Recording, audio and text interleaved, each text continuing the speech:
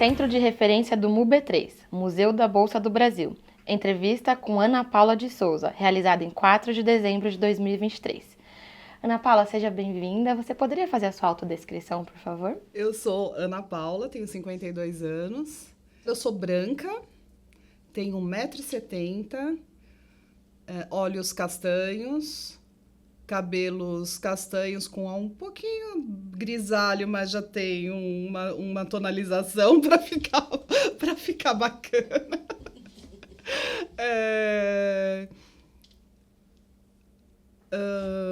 Roupa, hoje eu estou de vestido preto, mas tem um casaquinho cor bege em cima, creme e formal.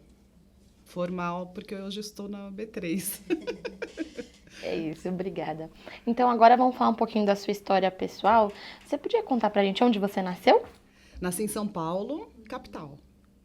Como foi a sua formação escolar? Onde você estudou? Onde fez seus cursos? Eu fiz toda a parte, a primeira fase, né, escolar, que eu me lembre, no ginásio. Nossa, eu lembro do ginásio. Na época era ginásio, né? A escola normal de bairro. Uma escola que chama Galileu Menon, existe até hoje. E estudei 8 anos nessa escola. E foi, na época, uma formação bem geral, né? Generalizada aí do que é o primeiro ou oitava série. Hoje se chama primeiro fundamental. Então, eu só vivo contando minha idade, mas tudo bem. Depois eu fiz um colégio ligado à parte artística, impressionante. Porque eu gosto do mercado financeiro, mas o meu lado lúdico ele é muito potente também. Então, na época, eu fazia fiz desenho de comunicação no Colégio Carlos de Campos, bem paulista mesmo, o colégio fica no Paris.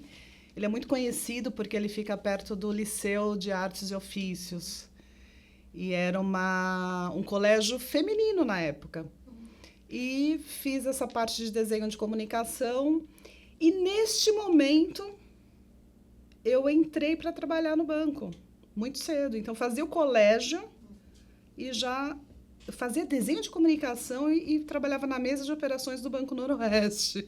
Então, assim... eu trabalhava bastante o lado lúdico, mas já estava começando a formar alguma mente, né? Algum mindset ligado ao mercado financeiro. Não conhecia nada, mas já estava desenvolvendo esse mindset. O colégio foi de desenho, e aí eu fiz depois a faculdade na Unip, na Avenida Paulista, mercado de financeiro, administração com ênfase em finanças.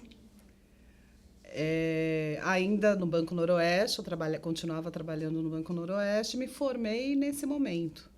Depois fiz uma parte, não terminei, uma pós-graduação no IBMEC. Por quê? E eu vou explicar por que eu não terminei. Porque eu já estava no mercado de capitais. E a B3 exige que a gente estude muito. Então, o que acontecia na época? Já havia muitos cursos, né? Então, todos os cursos que acontecia na Bolsa, eu aproveitava todos. E eu sou muito autodidata, então, para me manter muito atual em tudo que vem acontecendo, isso até hoje, eu busco as informações que a Bolsa acaba nos oferecendo. Não só a Bolsa, mas hoje a Bolsa e todas as instituições. Mas, na época, a Bolsa já oferecia muitos cursos. E eu aproveitava todos eles. Então, é importante uma pós-graduação, até MBA e tudo mais, mas eu preferi me manter porque eu foquei naquele desenvolvimento que eu sabia que ia acontecer no mercado, na minha carreira, né? Eu queria sempre ser independente. Hoje eu sou uma carreira independente. E hoje eu sou. Eu não tinha pretensão de ser uma diretora, de ser uma gerente de área. Não, eu queria me manter independente eu vou contar essa história. Então, já tinha essa noção, preferi ir aproveitando o máximo possível dos cursos que a Bolsa oferecia de forma gratuita, inclusive, né? E como era a sua família? Alguém já atuava no mercado financeiro ou você foi a primeira?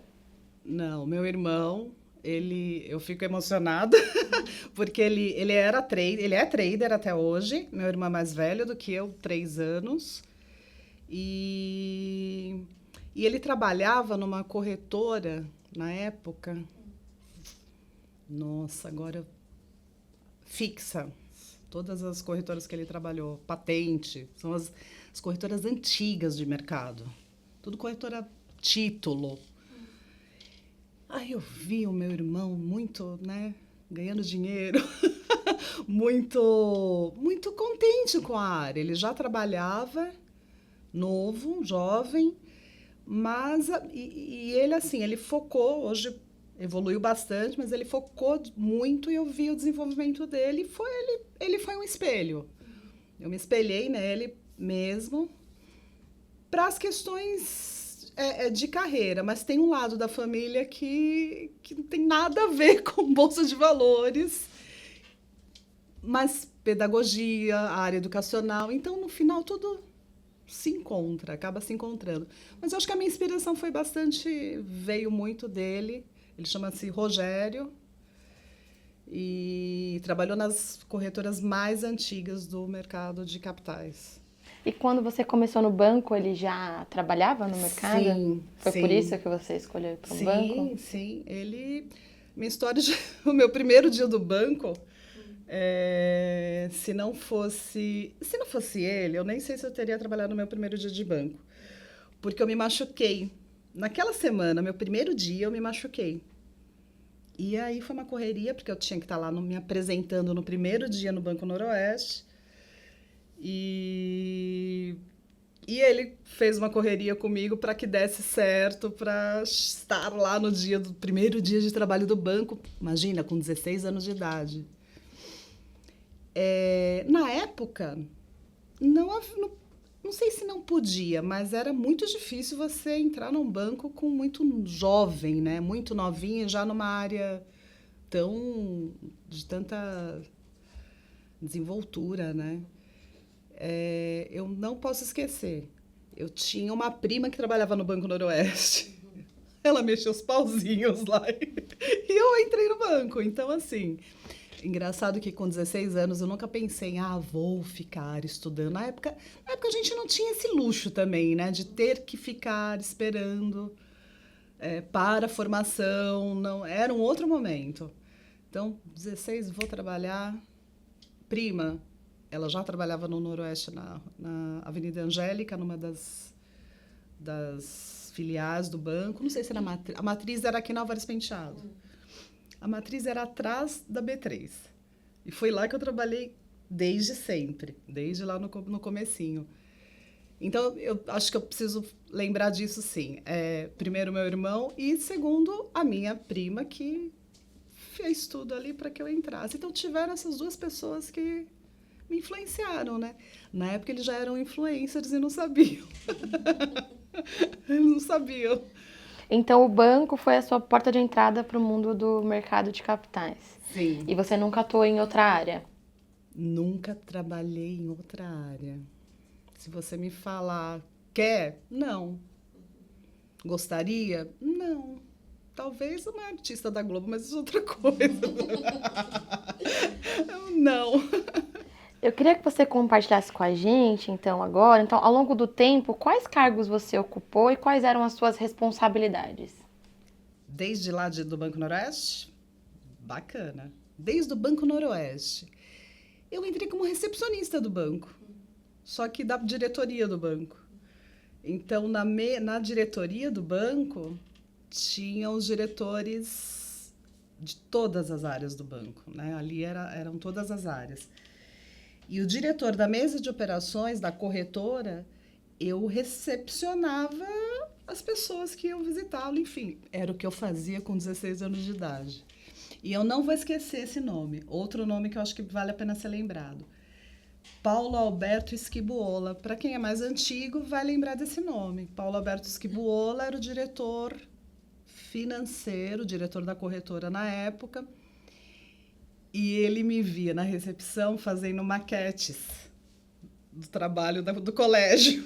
Olha que coisa mais maluca. Nossa, voltei para lá, acabei de ver isso, gente.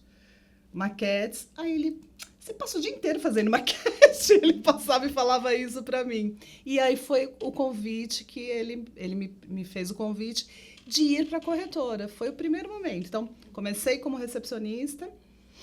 Na diretoria, Paulo Alberto Esquibola me faz o convite e eu vou para a corretora. E aí, quando eu vou para a corretora, eu vou como assistente de pregão, de operador de bolsa. Quando foi isso? O ano, mais ou menos? Nossa, isso foi 87. 88, 87 eu comecei, 88, 89 já estava na corretora. E eu era aquela pessoa que só trazia as ordens, tinha que anotar lá no boleto. Eu era a pessoa que só fazia assim no relógio sabe, para fechamento. Eu era aquela pessoa. Mas com o tempo eu fui mudando, né? Então virei operadora júnior, virei operadora plena, virei operadora sênior. Passei por todas as mesas operacionais. Hoje, para quem não conhece, porque tudo é via aplicativo, né? Cada mercado, dentro do mercado de capitais, existe uma mesa específica, uma mesa de operações específicas. Eu comecei na mesa de bolsa, BMF, e fui passando por todas as outras mesas. Aí passei por mesa de CDB, que é renda fixa. A única mesa onde eu não trabalhei foi na mesa de câmbio, mas trabalhei na área de fundos, que hoje seria o Asset Management. Então, era coisa de fechamento de cotas, de fundos de investimentos, tudo na unha. Eu brinco, né?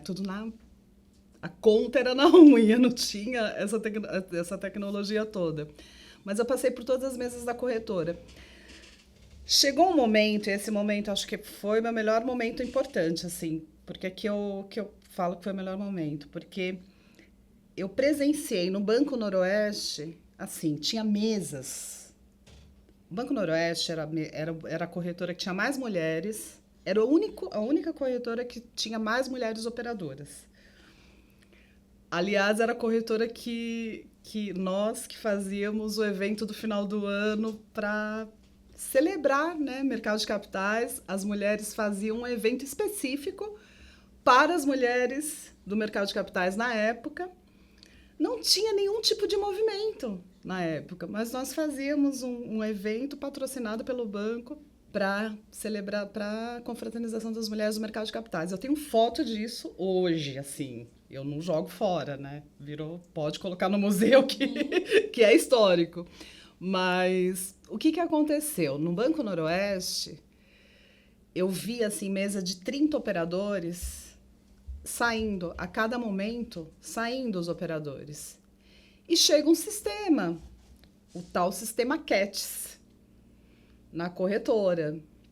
Era uma plataforma que naquele momento chegou para evoluir, né? Era o que tinha de melhor de tecnologia para meio que já começar a substituição humana, né? E o que acontecia? Gente, sou comunicativa. Na época, já como operadora sênior, eu ficava atrás dos telefones. Naquele momento, eu vinha me formar. Fiz a faculdade junto com o banco, trabalhando nas mesas. Em 91, eu entrei na faculdade em 91, me formei em 95. Na minha formação, eu percebi que esse movimento tecnológico já chegava no ambiente de corretoras de valores e eu precisava me mexer para não ficar ali esperando as coisas acontecerem. Foi quando eu passei por uma seleção grande para virar trainee do Banco Sudameris. Só que ali eu lembro que eu sofri, porque eu teria que sair de uma corretora de valores para um banco.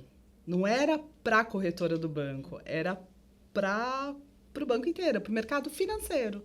Né? Existe o mercado financeiro de capitais. Eu teria que sair do mercado de capitais e entrar dentro de um banco. E foi excelente o que eu fiz. Porque o treinamento do Sudameris, acho que foi algo super completo. Eu tinha um conhecimento de tudo que acontecia em corretora de valores, mas eu não conhecia o que era um banco, apesar de trabalhar numa corretora de banco, né? Que existem as corretoras independentes e as corretoras ligadas a banco. Eu era ligada a um banco, mas, enfim. E no Sudameris eu tive esse approach realmente em todas as áreas. Então, passei por área de crédito, mas tudo em trainee, né? Área de crédito, a corretora. Eu me lembro, foi uma emoção quando eu entrei na corretora, porque eu só entrei. Eu fiz um estágiozinho rapidinho como trainee e tive que ir embora, assim, mas sempre com o coração, né? Porque é a área que a gente ama, enfim. Mas era necessário para entender como que funcionava o sistema monetário. Né, como que funcionava todo um trabalho ali da área comercial, né, saindo da parte de investimentos, mais da área comercial de banco.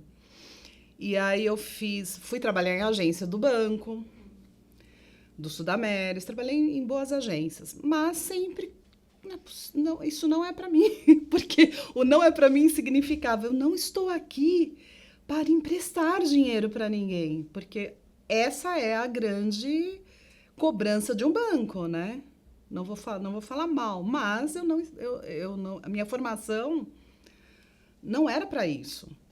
E aí, ficando no Sudameris, fiz todo um treinamento, foi fantástico. Passei por outros bancos, estou começando a lembrar os bancos onde eu trabalhei. Saí do Sudameris, porque foi a fase de trainee. Apesar de ter sido efetivada, eu acabei tendo outras oportunidades, acabei indo para outros bancos. E aí o banco que eu tenho que falar todos os bancos, trabalhei em alguns bancos, hein? Bancos bons. Mas o último banco onde eu trabalhei, aí eu não vou dar detalhe dos outros, mas o último banco onde eu trabalhei foi o Banco Mercantil de São Paulo. E um banco bom, era a área private do banco, na Avenida Paulista. Já era focado, aí já era um outro momento, porque eu era gerente, mais ligada à área de investimentos, então já estava mais na minha praia, né? Eu acho que o segredo é fazer o que a gente ama, né? Se você não faz o que ama, você acaba não desenvolvendo. Mas eu estava na área que eu queria, que gostava, mas continuava sendo um banco. Enfim, era o Banco Mercantil de São Paulo, que foi vendido por um banco que chama-se Bradesco. O Banco Mercantil de São Paulo foi vendido por Bradesco. Neste momento, eu falei, eu não vou trabalhar no Bradesco. E aí, me veio um insight. Não é possível. Será que não tem alguma coisa que eu consiga fazer nesse mercado de capitais que seja muito parecido com uma carreira de um advogado, por exemplo? Olha a minha mente na época. Uma carreira de um advogado, uma coisa que eu pudesse, uma consultoria, alguma coisa que eu pudesse se desenvolver individualmente, independente, né? De forma individual e independente. E eu me lembro como se fosse hoje que, nesse momento, quando eu falei, eu não vou trabalhar no Bradesco, e saí do banco, a ideia era até ir para uma empresa, na área financeira de uma empresa, e eu fui fazer uma entrevista na Suzano Papai Celulose. A Suzano Papai Celulose, ela era, eu não sei se continua sendo, mas na época, ela era no prédio da Caixa, na Faria Lima, onde ficava a corretora Spinelli há uns anos atrás. Fui na Suzano, tomei um chá de cadeira do diretor financeiro que me deu tempo de ver todas as revistas que estavam lá na mesinha do lado, é verdade. E tinha uma revista da Ancor. Eu não conhecia a Ancor. Por que eu não conhecia a Ancor? Porque eu saí de corretora, mas fui para banco. E o mundo era outro. Em área comercial bancária é outro cenário. Ancor, Ninguém nem sabia. Ambima, talvez, mas Ancor, ninguém nem sabia o que era Ancor. E aí tinha uma revistinha da Ancor. Eu consegui ler a revista inteira, porque eu tomei o chá de cadeira do diretor financeiro para entrevista, mas cheguei numa página que tinha lá agente autônomo de investimentos. E o que é essa carreira? O que é essa atividade? Agente autônomo de investimentos e toda a descrição da atividade. Eu li aquilo. Falei, gente, é isso. É o que eu quero fazer.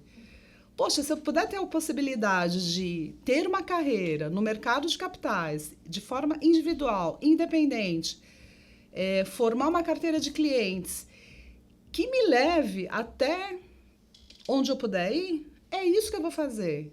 Era a minha ideia da história, um paralelo à carreira de advogado, OAB. E aí eu me lembro que eu fui, agradeci ao diretor financeiro, aí ele lembrou de mim, me chamou, agradeci ao diretor financeiro. Naquele dia eu saí da Faria Lima e vim para Ancor. Nós estamos no centro da cidade, vim na Líbero, fiz a inscrição para o curso do agente autônomo de investimentos. Eu não fui trabalhar na Suzano Papel e Celulose, vim para Ancor, fiz a inscrição e no outro dia já começava o curso, assim, no outro dia. 2 dias depois, jeito de falar, mas naquela semana começava o curso e eu fui fazer o curso. Eram 3 meses de curso na época. Hoje você faz coisa, né, online e tudo mais. Eram 3 meses de curso. Na primeira semana do curso, tô lembrando de gente, tô lembrando de tudo. Na primeira semana do curso, tinha uma equipe grande de uma corretora lá. Essa corretora se chama... talvez ela exista ainda, mas ela não era uma corretora de renda variável. Ela era uma corretora forte em câmbio, que tinha uma mesa de renda variável. Uma corretora que chama FER. E ela ficava na Alameda Santos e tinha uma equipe muito grande da FER lá.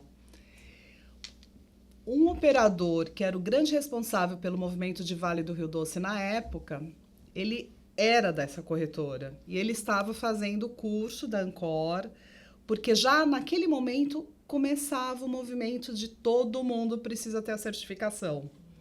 Algo que antigamente não era uma coisa exigida, né? Mais ou menos que ano? Isso foi em 2000 para 2001. Então, até 2000 eu fiquei na área bancária e em 2000 eu fui tirar a Ancor, tirar a certificação da Ancor. Foi quando eu conheci essa equipe da FER. Na segunda semana me convidaram para trabalhar na FER.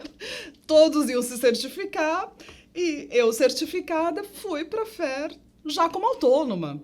Eu não tinha noção como é que eu ia captar um cliente, mas lembrei do quê? Trabalhava em instituições financeiras, tinha um networking absurdo, é nele que eu vou focar. Vamos trabalhar agora de novo numa corretora, de novo, né? E aí, poxa, eu tinha saído em 95 de corretora e voltei nos anos 2000. E voltei como agente autônoma já na FER. Interessante aqui na FER, a ideia da FER era realmente desenvolver a área de renda variável, acabou que depois não aconteceu. E num momento muito interessante, eu não vou esquecer o dia 14 de fevereiro de um ano que eu não me lembro, acho que era 2001 ou 2002, eu não me lembro o ano, mas era entre 2000 e 2002. Um dos diretores, e ele foi bem conhecido aqui, seu Tertuliano, era o diretor da mesa de renda variável da FER. Seu Tertuliano convida algumas pessoas para um evento na residência dele. Era aniversário dele. Todo mundo, né, os convidados imaginavam que era por conta do bolinho de aniversário. Não, a mesa de renda variável da FER estava fechando. E ele já tinha...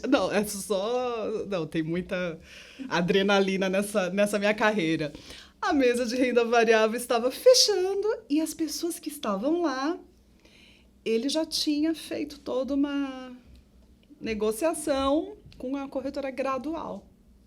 E aí o Tertuliano, ele já tinha feito lá uma equipe, montado essa equipe toda. Vamos! Não tinha como falar não. Eu sei que assim, em uma semana eu já não era FER, como agente autônomo, eu já não era FER, eu era gradual. Ai, gente, na gradual foi o ano que começou o Bovespa Vai Até Você. Eu me emociono, porque assim, foi o grande movimento, acho que foi o movimento importante do mercado de capitais para que a gente hoje pudesse chegar onde nós estamos. Então, todo o desenvolvimento do mercado, ele se deu por conta desse programa de popularização, né?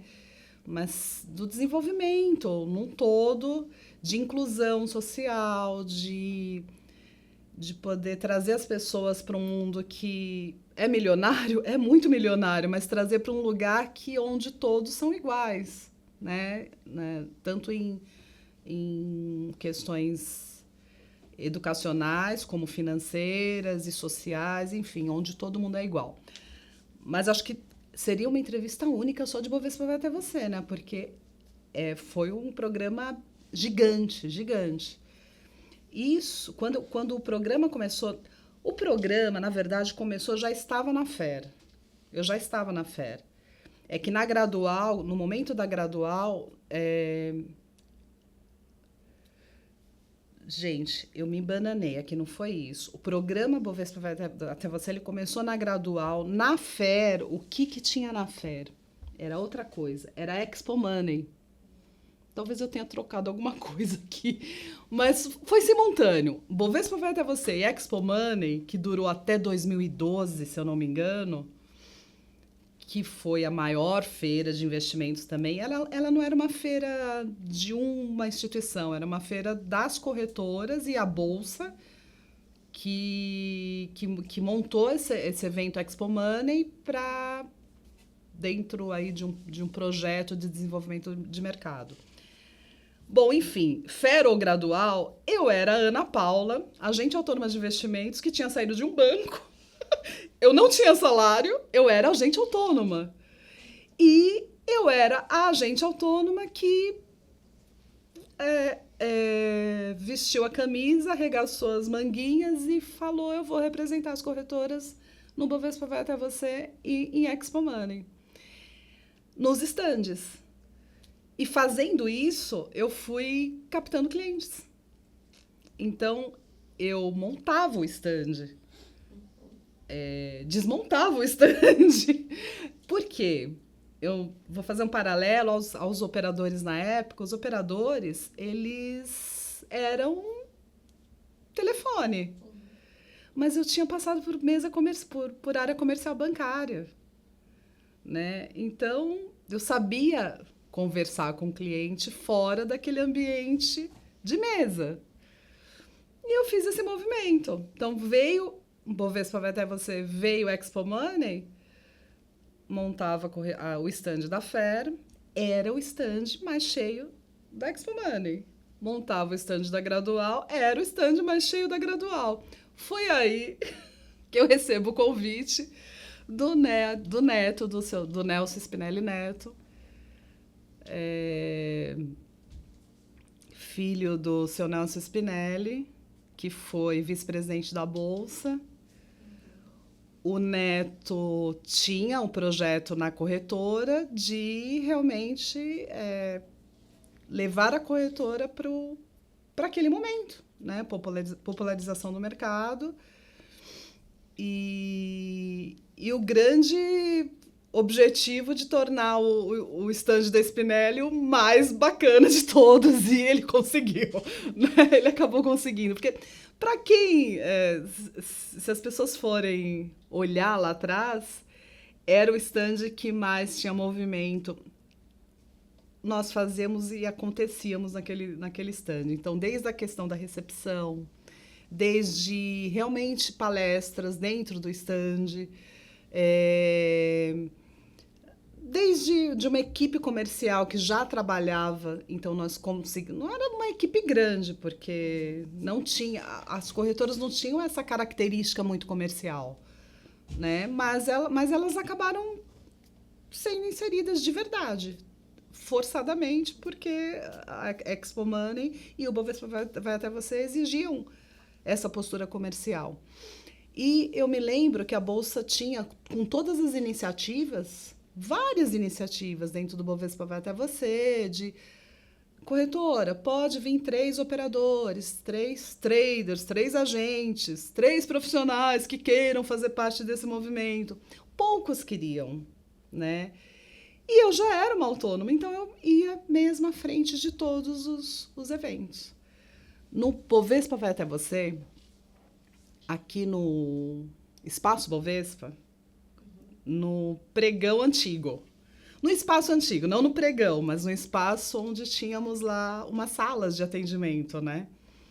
Enquanto a Bolsa fazia todo aquele tour educacional, as corretoras trabalhavam nas salas. E eu trabalhava na Spinelli, representando a Spinelli. Outros agentes e assessores e profissionais trabalhavam representando outras corretoras. E aí eu fui desenvolvendo uma carteirinha de clientes. Ana Paula, eu queria que você contasse pra gente um pouquinho sobre como era a dinâmica do pregão. O que fazia um operador de mesa e como se diferenciava o trabalho do operador de mesa de um operador do pregão Viva Voz? O operador de mesa, ele era o responsável por acatar as ordens dos clientes. Então, um cliente, pessoa física, ele ligava para a corretora, para a mesa de operações da corretora, mesa de operações de bolsa da corretora, e ele passava uma ordem. Então, exemplo básico, compra Livraria Saraiva. Eu me lembro muito de cliente na época, Livraria Saraiva, vende Livraria Saraiva. Ou seja, a operação compra e venda, ela começava por uma ordem do cliente para um operador na mesa física da corretora. Esse operador era responsável em transmitir essa ordem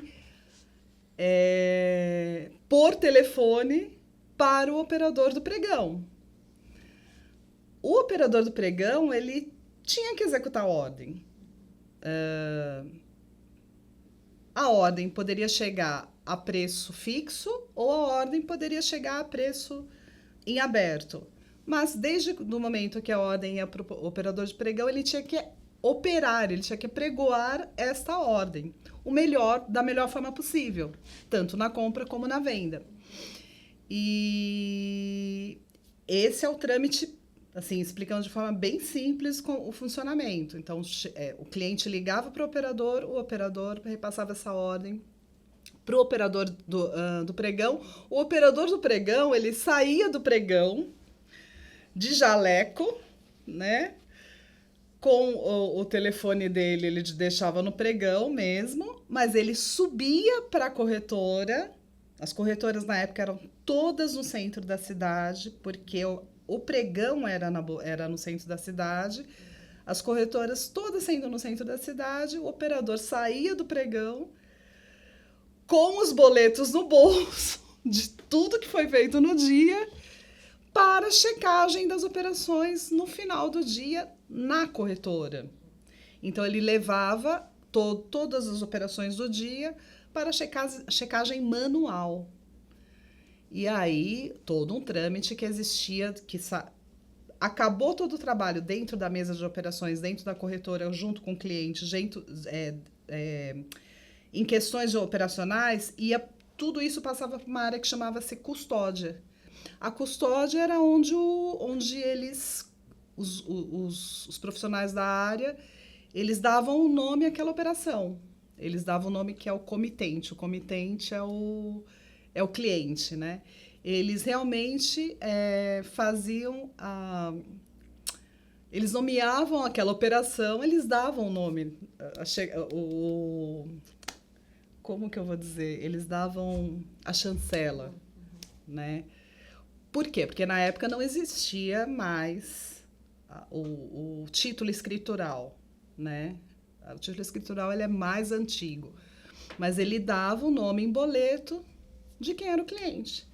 Então, primeiro a ordem vinha, eu sabia que era de um cliente X, mas a ordem chegava por ação, por movimentação. Então, com essa movimentação vinha, se tivesse mais clientes, Saraiva, mais clientes da mesma operação, no final do dia, essa operação ela era distribuída.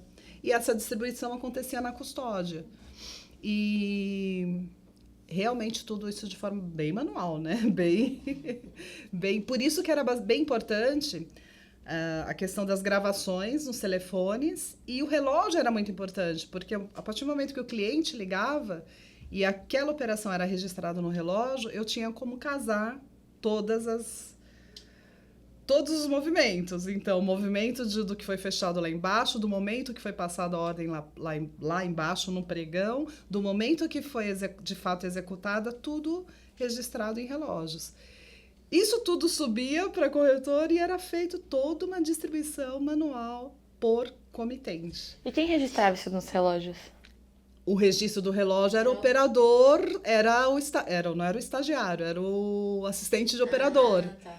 O operador era quem ficava acompanhando o mercado, de fato, né? Então, por quê? Porque hoje você coloca tudo ali, você tem toda aquela funcionalidade de stop e de você realmente colocar ali a operação no seu computador. Mas na época era um olhar. Era uma tela e olhando e ouvindo, não só olhando, mas ouvindo, porque o operador, ele apregoava no pregão. A grande palavra de apregoação, né, ela acontecia. Então, era o olhar na tela e o operador apregoando. E aí, o operador do pregão apregoando e o operador da mesa acompanhando, para que chegasse o momento do fechamento da operação. E o operador assistente, ele era quem pegava o boleto e registrava rapidinho Mas não só para isso, né? O assistente ele fazia outras questões. Mas tinha essa ajuda de, no momento que fechou, rapidinho ir lá e registrar no relógio o horário exato. Porque esse horário exato tinha que casar na mesa, no pregão e para a custódia. E aí, o outro dia, era tudo sempre a mesma coisa, né? E, de maneira geral, como era o perfil dos operadores da época? Tanto os dos de mesa, quanto os do Viva Voz? Olha, perfil de idade eu acho que se fosse comparar o momento de hoje, que hoje a gente tem um mercado financeiro bem mais jovem, né? Hoje a gente tem um mercado financeiro bem mais jovem, mas o nível operador mesmo da época, não, tinha uma turma, tinha uma moçada, mas já era uma turma mais formada, né? Os operadores de verdade, os sêniors, eles eram os mais formados. Eram perfis de corretora de valores, pessoas que se formaram em economia, administração, em finanças, mas que realmente formaram a carreira dentro daquele núcleo, daquele ambiente. Na época, um perfil de funcionários de verdade, né? Hoje tudo isso mudou, né? Mas na época, realmente, o operador era um funcionário da instituição financeira, da corretora. Eu não me lembro se ele no final do ano, se o operador no final do ano tinha o tal do bônus, que hoje em dia é tão comum, é mais comum, né? Mas acho que não. E isso fazia com que os operadores operassem muito para que realmente ganhassem o seu dinheiro. E se ganhava muito dinheiro na época, né? E aí, se você for falar de perfil de operadores, acho que tem um grande momento aí, acho que esse momento do operador conseguir enxergar, né, para onde que o mercado caminharia ou evoluiria. Os operadores, eles pensavam muito de forma curta. Isso é real. Todos os operadores sabem. Os que ficaram no mercado sabem que era assim. Então, muitos da época não seguiram carreira mais. Porque chegou o fatídico momento que o pregão Viva Voz fechou. Né? E aí veio a tecnologia. Então, muitos operadores saíram mesmo. E aqueles que enxergaram algum lugar para onde esse mercado iria, tiveram algum tipo de insight, esses operadores realmente evoluíram. Em corretoras, em bancos. A maioria, quem nasce nessa área, acaba que não vai muito para as outras áreas. Mas quem nasce nessa área e de fato conseguiu enxergar essa evolução, essas pessoas evoluíram. Infelizmente, eu vi bastante operador saindo e não sendo exatamente aquilo que era na época, né? Isso muito por conta da tecnologia, né? Isso por conta de, acho que tudo. A mudança por conta da tecnologia, mas a questão, na época, antes do Bovespa Vai Até Você, o pregão era fechado para o público. Né? Então, realmente, só quem operava era quem tinha muito dinheiro. E o dinheiro, quem operava com muito dinheiro, era importante para os operadores. Esse tipo de cliente era muito importante para o operador, porque o operador também ganhava muito dinheiro em cima dessas operações todas. A partir do momento que vem o Bovespa Vai Até Você, que fecha pregão, acaba esse mundo. Esse mundo de... E eu acho que os operadores da época, não enxergando para onde que o pregão poderia... Não, que o pregão fechou, mas para onde a evolução iria, e a gente não acabou aqui, né? Ainda tem muita coisa para acontecer. Muitos ganharam muito dinheiro, mas muitos torraram todo o dinheiro. Isso é real, todo mundo sabe, né? Muitos torraram muito dinheiro. Então, era uma forma de ganho rápido, mas de perder rápido também. Talvez eu tenha tido uma visão mais de carreira profissional, né? Eu não fiquei milionária, eu trabalho muito, mas eu não tive essa coisa do curto prazo. É uma área que eu trabalho com coração, de verdade. Mas me mantém, eu sei que... Eu sempre brinco, né? Eu preciso estar com a saúde em dia. Com a saúde em dia, eu continuo até onde der, né? E o meu espelho, acho que é o espelho que eu tenho também dos donos das corretoras, né? Se eu for falar dos donos das corretoras dos quais eu me espelhei, eu não posso esquecer do seu Nelson Spinelli, do seu Raimundo Magliano. Olhando para eles, eu falava, gente, é daqui para cima, né? Em questão de idade, né? Não tem limite. Mas, enfim, o perfil era, na época dos operadores, era mais curtinho. Era de ganhar dinheiro, mas não tanto de desenvolvimento. Tinha um tipo da história do ganho do dinheiro fácil, sabe? Eu acho que tinha isso. Muitos operadores sofrem até hoje. A gente sabe, né? Sofrem até hoje. Enfim, é isso. Eu queria que você contasse pra gente, então, você estava numa corretora, passou um período trabalhando em bancos, depois voltou para a corretora como agente autônomo. E aí, nesse período, teve esse processo do Bovespa Vai Até Você. Eu queria que você explicasse pra gente um pouco sobre o que foi esse programa e como era a atuação das corretoras nele. O Bovespa Vai Até Você, ele nasce com o objetivo do desenvolvimento do mercado de capitais, no sentido de popularizar o mercado.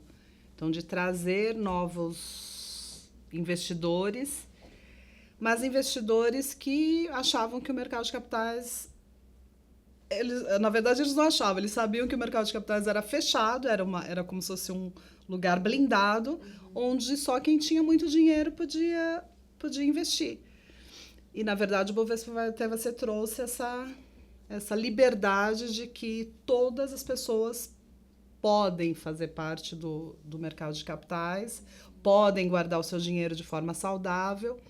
O Bovespa vai até você, ele começou por iniciativa de 3 corretoras, para mim, as mais importantes do mercado, Spinelli, a Magliano e, na época, era a Geração Futuro. A Geração Futuro do seu Valadão. Então, o seu Raimundo Magliano, o seu Nelson Spinelli e o seu Valadão. Foram as 3 corretoras que encabeçaram o Bovespa vai até você. E um movimento frenético, louco, de divulgação do mercado de capitais. Começa em São Paulo, nos eventos que aconteciam em São Paulo, diariamente dentro de um espaço que a Bolsa montou na época, que chamava-se Espaço Bovespa, hoje tem outro nome, mas na época era um espaço para receber as pessoas, e aí as corretoras elas poderiam trabalhar dentro do Espaço Bovespa, se tivessem de verdade disposição. Não só a Magliano, não só a Spinelli, não só a Geração Futuro. Aí, quando nasce o projeto Bovespa vai até você, nasce também a oportunidade das corretoras virem junto do projeto. Então, elas eram convidadas a trabalharem não só no espaço, mas em movimentos, por exemplo, num shopping. Então, estandes que eram montados em São Paulo, shopping, faculdade, Espaço Bovespa, praia, Campos do Jordão, tinha um furgão, que esse furgão viajava para todo lugar. O Bovespa vai até você, ele fez muito bem para os operadores que saíram do pregão na época, porque o pregão fechou e nasce o Bovespa vai até você. E aí, o programa trouxe alguns ex-operadores também para trabalharem dentro desse movimento do Bovespa vai até você. Então, esses operadores do pregão, eles faziam o que eles nunca tinham feito na vida, que era ver as pessoas, falar de bolsa, olho no olho, em qualquer lugar. Eles eram contratados para o programa, mas nesses eventos sempre ia operador, alguns ex-operadores do pregão que eram contratados na época, ia uma equipe da Bolsa, umas 2, 3 pessoas da Bolsa, e sempre ia alguém representando, um profissional representando uma corretora de valores. E tinha rodízio de corretoras. Então, assim, a parte da manhã, Spinelli, a parte da tarde, Geração. Corretora São Paulo. Começo a me lembrar do nome das corretoras. Tinha muitas corretoras trabalhando nessa época. Mas tinham as mais atuantes. E eu acho que eu nem preciso falar quem eram as mais atuantes, mas tinha aqueles que falavam, eu vou sair da mesa e vou captar cliente. E não é só isso, eu vou captar cliente, mas eu vou educar pessoas. E tinha todo um contexto. O Bovespa vai até você foi um programa educacional. Então, um grande programa de educação financeira que começa com o Bovespa vai até você com o intuito de popularizar o mercado de capitais. E fez. E cumpriu o dever, né? Porque o Bovespa vai até você, ele foi até... Eu não me lembro exatamente o ano, mas ele durou muitos anos. E aí ele sai de São Paulo e vai para os outros estados. E começa a rodar o furgão em outros lugares do Brasil. Então, tudo começa em São Paulo, evoluiu para o Rio, na época era muito paralelo, São Paulo, Rio de Janeiro. Em todos esses lugares onde eu comentei, dentro de shopping, dentro de faculdades, dentro de empresas. O seu Raimundo Magliano, ele frequentava os eventos Eu vou contar uma história engraçada aqui do Raimundo Magliano, né, nesse Bovespa Vai Até Você, mas ele frequentava e ele, de fato, ele subia em palanque, assim, nas empresas. 5:30 da manhã, aquele chão de fábrica de funcionários, aquele turno, né, da manhã, seu Raimundo Magliano ia falar de educação financeira nessas empresas. Ia mesmo, assim, ele não ia tomar café da manhã, ele ia palestrar sobre educação financeira. Então, no Bovespa Vai Até Você, que foi idealizado por ele, de verdade, né? Foi idealizado pelo Raimundo Magliano, ele não só idealizou, mas ele vestiu a camisa. E aí ele vestia a camisa mesmo, porque você estava lá no Bovespa Vai Até Você, no momento lá na praia, quem que chegava? Raimundo Magliano, mas do nada, sem avisar, ele chegava. Se você tivesse no evento tinha muitos eventos dentro do Pinheiros, do Clube Pinheiros, ele jogava tênis lá. E aí o evento engraçado era que eu estava selecionada neste dia, tinha lá um cronograma de qual corretora que ia, qual era o assessor que ia, o agente que ia. A Ana que vai, porque a Ana ia de segunda a domingo, em todos os eventos. A Ana que vai. E aí eu chego, e Raimundo Magliano chega, Raimundo Magliano ia jogar tênis, se trocando ali no carro, atrás da porta do carro, e eu chegando, ele... Menina, você quer captar cliente para mim? Porque isso era num domingo. E depois desse bate-bola que ele fazia lá no clube, ele passava no stand, né? E ele ia lá também chancelar aquilo que ele tanto idealizou. E nós falávamos do mercado, nós educávamos as pessoas, mas não só a educação. Incentivávamos as pessoas a conhecerem o que era a Bolsa de Valores através de materiais didáticos. Então, tinha uma trilha, né, do educacional esses materiais são disponíveis até hoje, mas de pessoas que não sabiam o que era uma ação e que elas podiam participar com valores, assim, R$100. Tinha coisa de 10 também, mas eu gosto de falar do 100 para não... R$100. Havia um produto, que era o produto mãe, assim, mas poxa, mas como que eu vou participar com R$100 da Bolsa de Valores? Havia um produto mãe, que eram os clubes de investimentos. Então, os clubes de investimentos, eles eram abertos. Clube de investimentos é uma associação conjunta de várias pessoas que tem lá um CNPJ. Para a corretora, ele acaba sendo um cliente, mas ele é um conjunto de pessoas investindo, formando um patrimônio.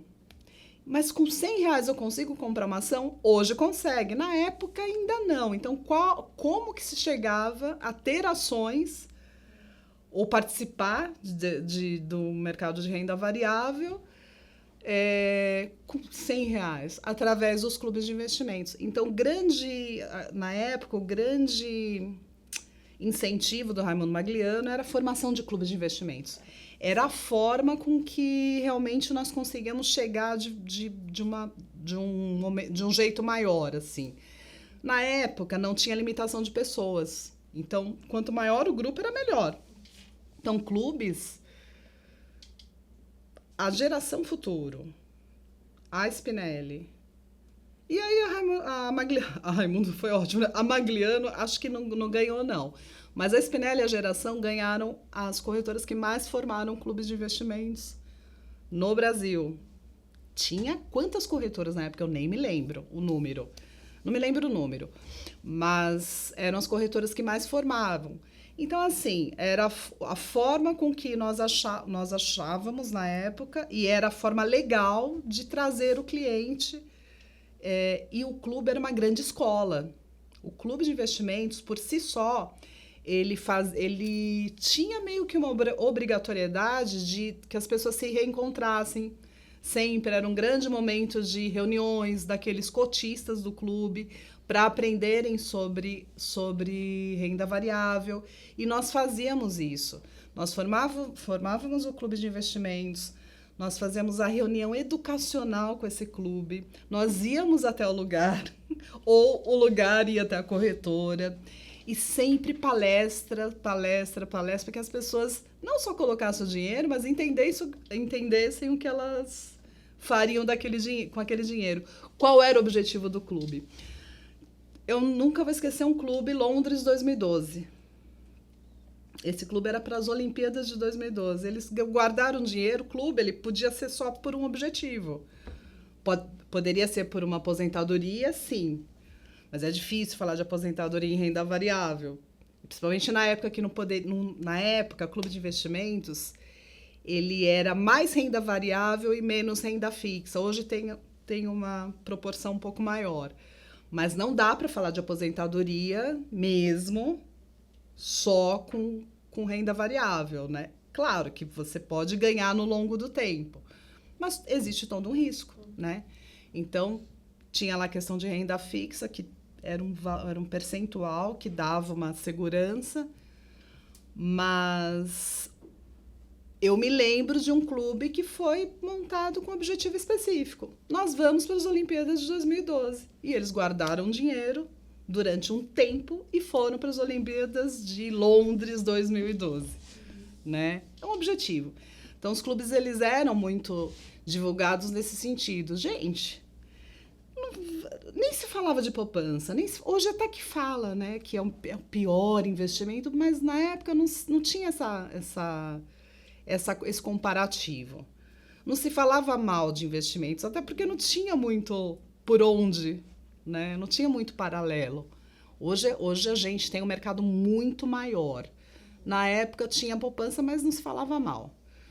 Mas se falava assim de que, poxa, pessoas, brasileirinhos, venham para o mercado de capitais, que é importante, e ele precisa ser desenvolvido. Ele precisa chegar num nível bem próximo do que eram os americanos. Né? O americano já nasce e ganha lá uma ação. O brasileiro, não.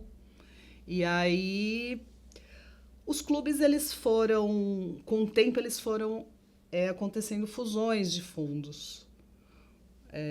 Foi a grande porta de entrada, mas aí esses clubes... Com o tempo, eles foram virando fundos de investimentos, porque a proporção acabou ficando maior e fundos de investimentos já é algo com patrimônio um pouco mais robusto. Nossa, eu posso citar alguns clubes aqui que, pela Spinelli, no caso. Clube da Marinha do Brasil. Nós fazemos eventos... Eu não vou esquecer, dentro da Marinha de todo o Rio de Janeiro. Então, nós íamos nas unidades da Marinha, coisa de maluco isso, né? Falando de bolsa de valores, mas tinha toda uma equipe. Era uma equipe bolsa, era uma equipe da corretora, era uma equipe formada especificamente para esse objetivo. Então, o evento da Marinha era um dia no Clube Naval, com um número X de pessoas. Mas eu me lembro, em São João do Meriti, no Rio de Janeiro, uma unidade da Marinha grande, se eu não me engano, tinha 1.000 pessoas nessa palestra. Então, nós fazíamos palestras para um grande número de pessoas. E eu vou falar que o Clube da Marinha ele nem ficou do tamanho que nós imaginávamos que ia ficar, porque tinha uma burocracia muito forte por ser... a área, né? A área era bastante rígida, a gente achou que ia ser um clube super gigante, acabou nem sendo, mas o que nós fizemos de palestra dentro daquela marinha, e as pessoas realmente se aproximaram de renda de bolsa de valores. Na época não era B3, na época não era Bovespa, clubes específicos de mulheres. Foi quando começou Mulheres em Ação. Então, tinha clubes específicos só para o público feminino. E o Raimundo Magliano formou um grupo também muito bacana dentro do projeto Bovespa Vai Até Você, que era o Ação Jovem do Mercado de Capitais. E eu não vou esquecer, um dia no pregão, ali no evento, ele, você, apontou para algumas pessoas, vocês vão formar um grupo de jovens para falar só para esse público sobre o mercado de capitais. Então, dentro do... o Bovespa vai até você, ele começou geral, mas ele foi depois se especializando nos seus públicos, né? E foi absurdo de evolução, né? E eu não tenho certeza se as pessoas se lembram desse movimento. Eu acho que muitos lembram, mas muitas corretoras já se esqueceram desse movimento do mercado de capitais. Deveria voltar. Acho que deveria voltar. Tem uma briguinha aí de uma associação que eu faço parte. A gente quer que volte.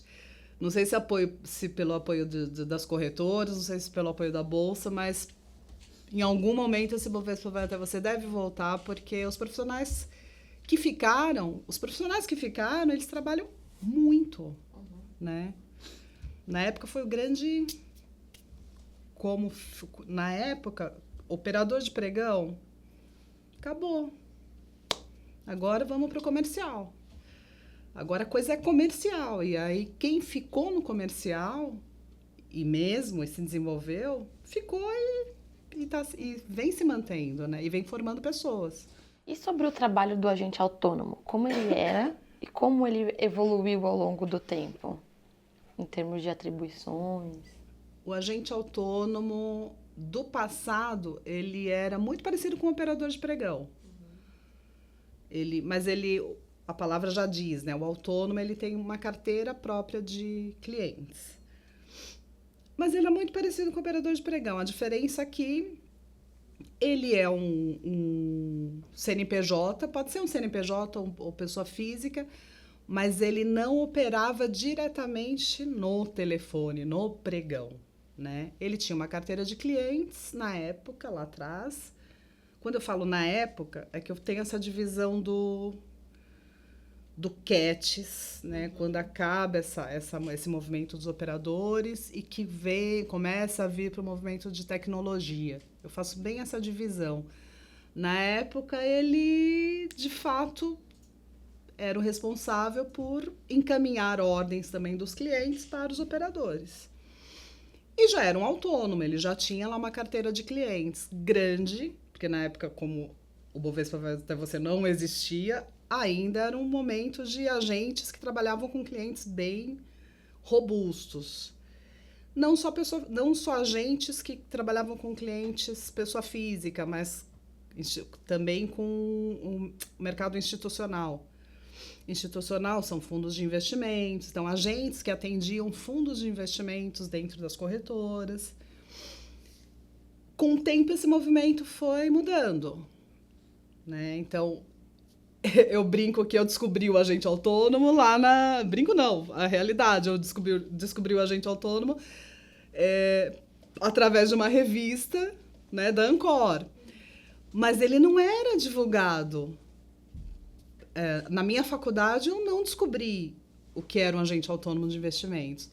Mas era um cara responsável por um patrimônio absurdo de clientes, já era uma pessoa independente.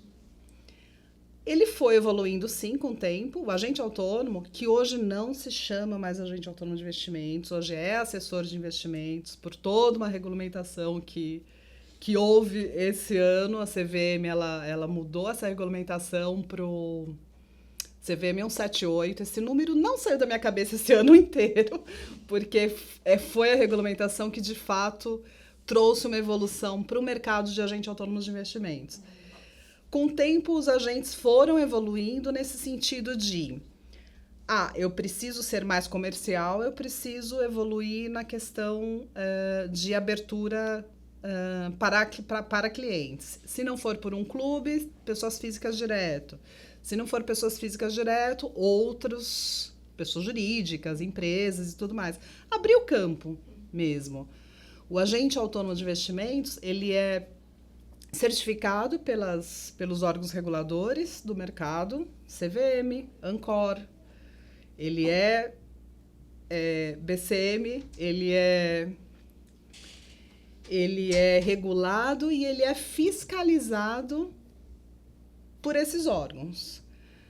É um profissional que requer o tempo inteiro de atualizações, então sempre foi assim. Hoje ela é cobrada, né? Essas atualizações elas são cobradas através das PECs, que é o Programa de Educação Continuada, e precisa se atualizar, porque se o agente autônomo, que hoje tem o nome de assessor, se ele não acumula aquela pontuação necessária, ele pode perder a certificação. Então, existe uma certificação específica desse profissional e que requer atualização o tempo inteiro. Não fez a pontuação, precisa fazer prova de 5 em 5 anos e precisa passar na prova. E se eu não passei na prova? Se eu não passei na prova, você não continua a trabalhar, né? Agora, não continuar a trabalhar neste momento é terrível, porque o mercado evoluiu de uma forma absurda. Os agentes autônomos hoje, os assessores, são realmente donos do seu nariz, têm seus escritórios, escritórios de agentes autônomos com 100 outros agentes autônomos. Esse nome não vai sair da minha boca, né? Agentes autônomos é assessor de investimentos. Hoje, o assessor de investimentos é uma mini corretora, com outras atribuições. Claro que o perfil é muito comercial. O assessor de investimentos hoje, ele de fato é responsável pela educação financeira do seu cliente. Então, se ele traz um cliente, ele não só foi trazer o recurso, né, do cliente, captar aquele recurso, ele é responsável por educar aquele cliente. Então, eu diria que vem lá da questão do Bovespa. O Bovespa trouxe pessoas para o mercado de capitais, o Bovespa vai até você, mas ele também contribuiu para novos profissionais na área de assessoria de investimentos. Hoje, gerentes de banco viraram assessores de investimentos, gerentes de banco com carteiras grandes viraram assessores de investimentos. O assessor de investimentos, ele é preposto da corretora, então ele é parceiro de uma corretora, ele representa uma corretora. Eu represento a Genial, mas hoje a CVM 178 já diz o seguinte: você pode representar quantas corretoras você quiser e puder. Particularmente, não acho necessidade, porque se você tem uma corretora que te atende de verdade, e não vou vender a Genial, mas a Genial me atende bastante, não tem necessidade de você distribuir Genial, Pactual, XP, não tem necessidade. Desde que uma corretora atenda no sentido total, né, do que era atender um cliente investidor. Hoje, o assessor de investimentos, ele não é só responsável pela parte de investimentos, ele pode trabalhar com seguros, ele pode trabalhar com câmbio, ele pode trabalhar... Eu estava vendo outro dia que tem escritórios de assessores de investimentos que têm parceria com agências de turismo. Falei, gente, meu sonho, né? Porque poder fazer isso lá de outro lugar seria o ideal. Mas existe. A questão de não o assessor ser um agente de turismo, não é nada disso. Mas ele pode... Porque o que acontece? O assessor é como se fosse um núcleo, né? Ele consegue ajudar em todas as situações, a vida financeira de um ser humano em todos os lugares. Mas eu acho que o assessor ele não pode esquecer da questão de qualidade de vida do cliente. Não é só ganhar dinheiro, fazer com que esse dinheiro gere qualidade de vida para quem investiu. Então, acho que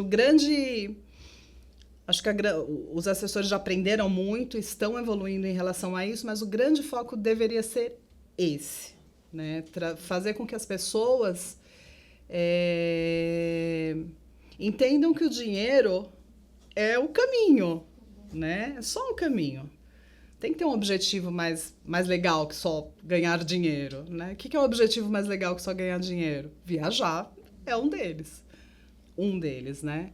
Então, assim, o assessor de investimentos, hoje ele tem essa facilidade de poder trabalhar de forma globalizada.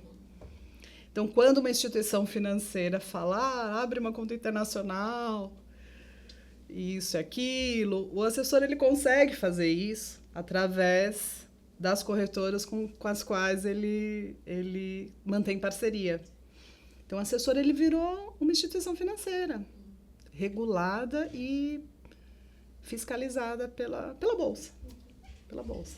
Legal. Agora, eu queria voltar mais um pouquinho e queria que você contasse pra gente como era a participação feminina quando você começou e como você vê essa passagem de tempo.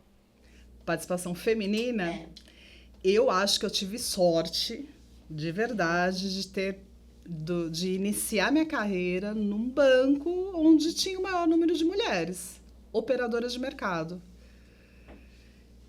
E pura sorte, porque na época as corretoras eram só de homens. Todas as corretoras, a mesa operacional. Eu era da mesa de operações. No pregão, eu acho que na época passou uma ou duas mulheres.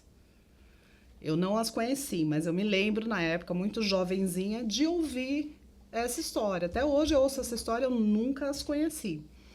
Mas eu tive a sorte de ter iniciado ali. Quando eu falo na mesa de operações, não é que a minha mesa de operações era só de mulheres, era a corretora que tinha mais mulheres operando. Enfim, era muito difícil porque a coisa não era tecnologia, né? Você tinha que se apresentar. Então, eu acho que impor limites, a questão de imposição de limites internamente, era algo que... Limites e respeito, né? Os limites e o respeito, mas, de novo, acho que eu tive a sorte até do banco onde eu trabalhei, que era um banco de uma ética, né? De respeito, de todas as bases saudáveis, elas eram muito enraizadas. Então, eu, particularmente, nunca sofri nenhum tipo de problema, nem de preconceito. Eu me lembro uma coisa só, eu acho interessante falar. Hoje temos aqui unhas coloridinhas, né? Na época eu não podia. Na época tinha essa coisa de... Não é que não podia. Se você se apresentar com uma basezinha, pra não ficar uma coisa assim, né? Melhor. Eu fui chamada numa sala para ouvir isso. Olha que coisa. Isso aconteceu comigo. E na época não era vinho, era vermelho que eu usava. Eu já usava o esmalte vermelho, muito. E eu ouvi de uma mulher, que era minha chefe. Mas certamente ela ouviu do diretor dela. Então isso... Olha que coisa mais. Mas não tinha em relação a desenvolvimento de carreira neste banco. Eu não tive nenhum tipo de problema, muito pelo contrário. Então, talvez eu tenha tido a sorte dessa mesa. Isso foi totalmente... Não foi escolhido, né? Foi totalmente aleatório, mas de um banco bastante respeitoso. Quando mudei de banco, de instituição, já era um outro momento, né? Porque eu era banco comercial. Então, banco comercial já tinha um pouco mais... A maioria dos gerentes de banco eram mulheres já. Então, nesse meu momento, eu não percebia... E se percebia, talvez nem prestasse atenção. Eu ouvi há pouco tempo sobre minha personalidade... que eu era arrojada. Talvez na época eu já fosse arrojada e não conhecia esse termo, que eu não ligava para o que acontecia. Então, eu não percebia questões preconceituosas e eu ia evoluindo. Ali dentro daquele meu momento, eu ia evoluindo. E nem com as meninas eu não me lembro delas terem qualquer tipo de problema,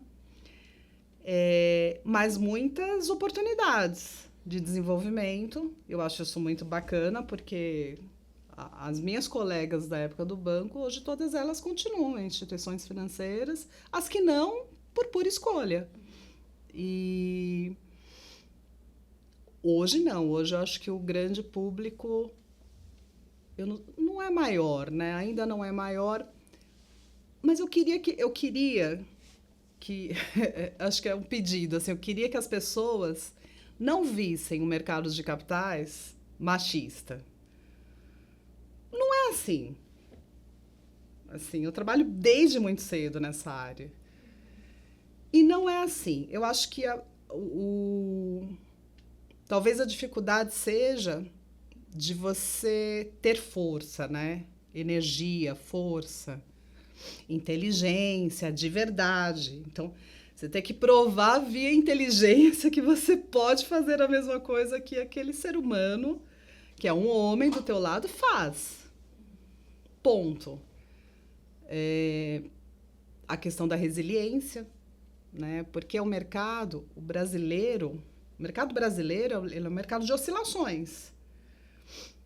Eu acho que muitas mulheres pensam em aquela estabilidade, né? Aquela estabilidade de verdade, em todos os sentidos.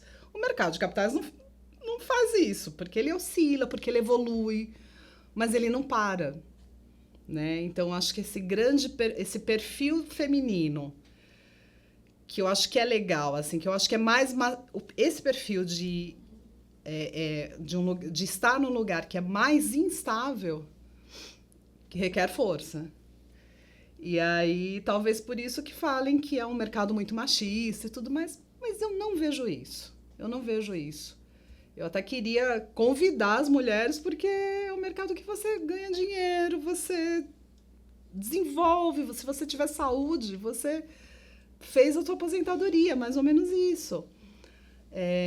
Talvez as mulheres queiram ficar naquele lugar muito né, feminino, de verdade, mas é um mercado que, se você estuda, se você se desenvolve, se você encontra bons parceiros, você acaba ok, né? Você acaba... E a imposição não é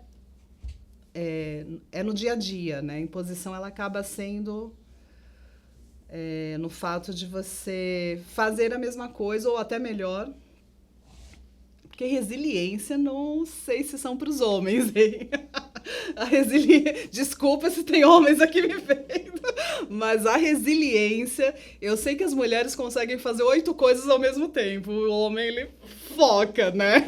O homem, ele faz aquilo. As mulheres, elas conseguem ter um olhar ali. Então, enfim, a resiliência feminina, ela é muito apurada, né? Então, isso é um atributo para o mercado de capitais. Isso é um grande atributo. Houve um movimento dentro do Bovespa Vai Até Você, que foi Mulheres em Ação, que trouxe mulheres para esse pregão. Assim, houve eventos de lotar o pregão só de mulheres.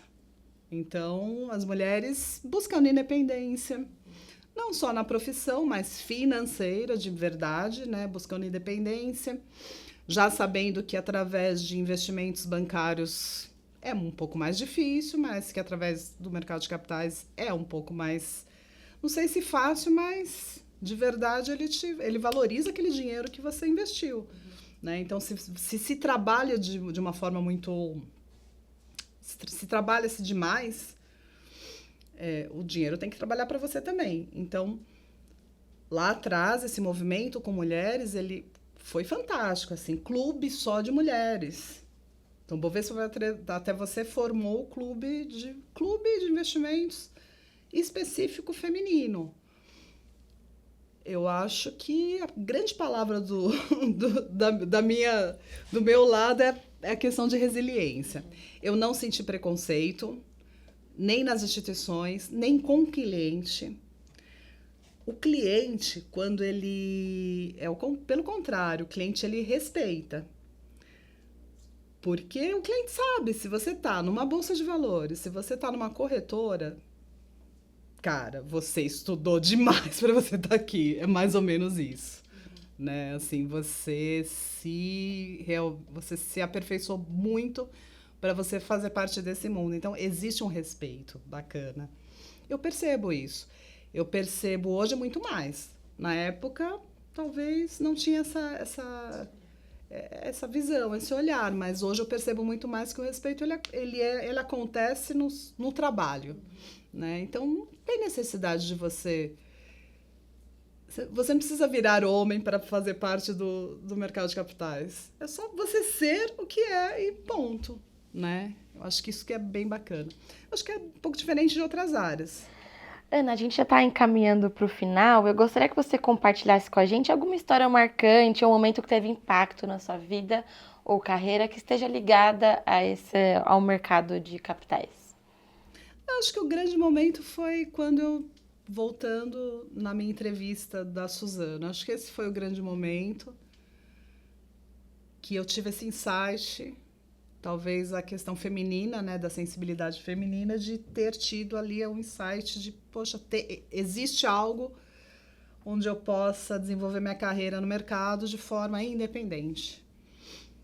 Eu era aquela pessoa de estar no banco, mas eu não odiava aquela história de entrar às 9 e sair às 6. Eu acho que você pode trabalhar a qualquer hora do teu dia, desde que a sua mente esteja trabalhando. E tem dia que não tem como fazer nada. Mas eu acho que o meu grande momento, e aí foi realmente um insight, de buscar essa profissão. Porque eu não sabia, não conhecia, mas tive esse insight. E teve uma questão pessoal que me fez pensar, eu preciso buscar minha independência. Olhando para trás, olhando família, olhando irmão, é por aí, né? Então, acho que eu fiz um link ali de vida pessoal com um momento importante do mercado de capitais, na época. Se eu ficasse no banco, eu teria que mudar de área, talvez, em pouco tempo. Se eu ficasse na área bancária, talvez eu tivesse que mudar, assim, mas muito rapidamente de área por conta da tecnologia que já vinha chegando, talvez. Porque eu sabia que eu queria ser independente. Uma profissão independente. Foi no mercado de capitais e continua sendo e continuará sendo. Mas para ser independente, em quais outras áreas eu poderia dar continuidade na época? Não tinha muita coisa. Não sou advogada, não seria. Médica não dá porque eu não consigo ver sangue. Então, era isso, assim. Eu acho que o grande momento ali foi esse momento, assim.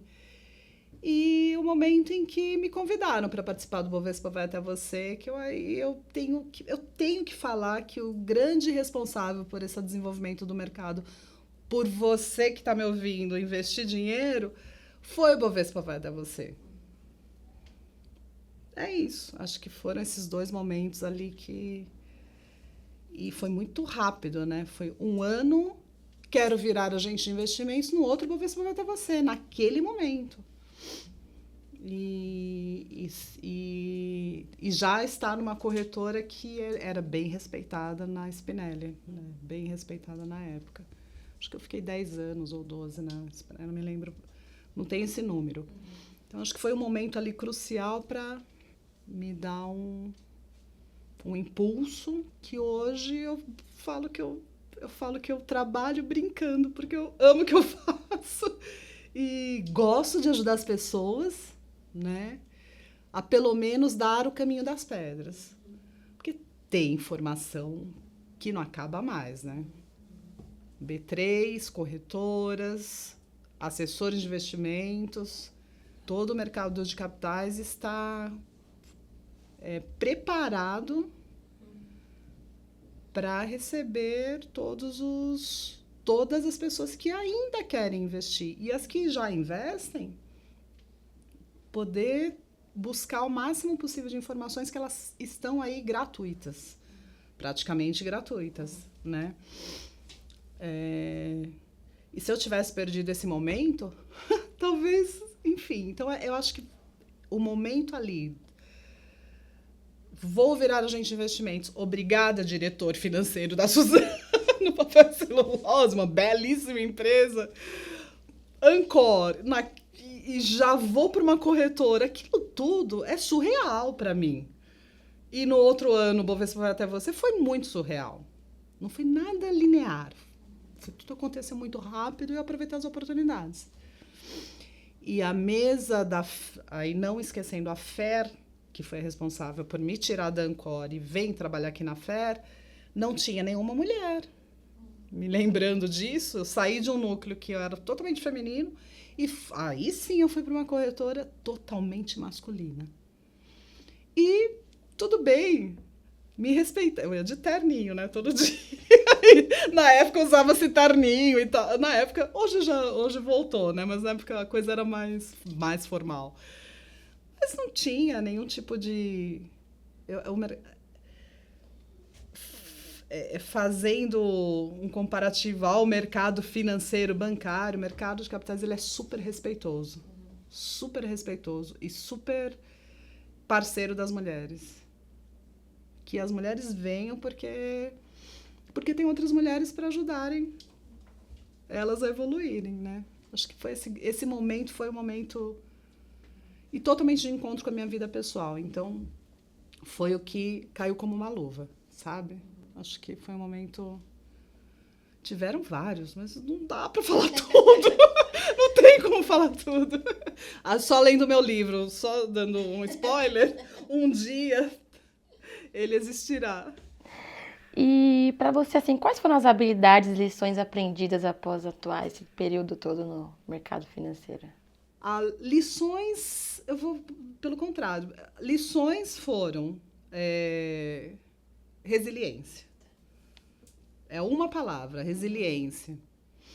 Mas poder parar, entender o momento, poder olhar para trás como já foi, ok. Eu acho que você se antecipar é importante. Por isso que você tem que estar sempre preparada, sempre estudando. Não se limitar no momento, né? O momento ele pode ser muito aprisionante. Ele pode te engessar, né? Você tem que estar aqui, mas prestando atenção naquilo que pode acontecer. Networking é extremamente importante. Então, você está nesse lugar. As duas grandes lições, a resiliência, que te traz tranquilidade, para conseguir olhar para frente. E esse olhar para frente você não faz sozinho. Você precisa parar, sim, para talvez melhorar a sua energia, melhorar tudo. Você estudar, você se aprimorar e manter o network ativo. Networking não é só ter cartões, né? Hoje existe cartão físico, né? Não é só ter cartões, mas você realmente montar um networking que ajude de alguma forma. Porque você não faz nada sozinho. Só que você tem que estar preparado para aquele momento que a coisa pode acontecer. Seja uma oportunidade, seja uma oportunidade cliente, oportunidade de instituições financeiras. Então, você estar aberto a novas oportunidades é bem importante. A resiliência que traz isso, né? Isso, a maior lição, de fato, é a resiliência, e a outra... As habilidades. As habilidades. Acho que a habilidade de comunicação, que... Obrigada, Sudameris, que me fez um treinamento absurdo, comercial, mas eu nasci assim, então só aprimorei, né? Comunicativa, só aprimorei. Acho que a habilidade de comunicação, a habilidade de você analisar de uma forma não analítica, mas analisar tudo aquilo que te ofertando, que estão te ofertando. Você tem aí hoje, eu não sei o número de corretoras, eu não sei te falar o número de corretoras que existe hoje. Mas não é só de corretoras, existe a própria bolsa. Todo dia é uma novidade. Então, tem muitas novidades que vêm acontecendo ao longo do tempo, no dia a dia, no mesmo dia. Então, você precisa parar e essa habilidade de parar e peneirar aquilo tudo que vem acontecendo, porque cada carreira é uma carreira. Hoje, a nossa carreira de assessora de investimentos, ela é tão de liberdade, que cada assessora ela se enquadra num lugar. Te dá essa chance de você falar, eu vou ser esse tipo de assessor. Mas se não der certo, você precisa ter a resiliência necessária para mudar aí de forma, de formato, de objetivos, enfim. Mas essa habilidade de peneirar, acho que é importante, né? Porque não tem cobrança, né? Não existe uma cobrança de faça isso, faça aquilo, nem vem nem da B3, nem das corretoras, muito pelo contrário. Mas muitas coisas podem te estagnar, né? Em prol de outras necessidades que o mercado brasileiro ainda precisa desenvolver e tudo mais. E hoje já, mais madura, não jovenzinha, hoje eu sei que peneirar é importante, né? E aquilo que vai me manter, eu brinco sempre, é um nome, né? Você forma um nome e você não pode deixar ele desaparecer ou ser prejudicado de alguma forma. Então, você poder peneirar tudo que chega, e pode chegar da própria corretora, pode chegar de um escritório, pode chegar de tanta gente achando que o mercado de capitais é para ganhar milhões. Não é assim, né? Então, acho que a habilidade, assim, de você olhar de forma não analítica, mas analisar as situações. E acho que isso eu aprendi bastante. E todos os dias. Todos os dias. Tem corretoras e corretoras, né? Mas todas elas estão... Hoje com um mercado super fiscalizado, né? Assim, é impressionante o nível de blindagem que os profissionais precisam ter, né? É uma coisa muito legal.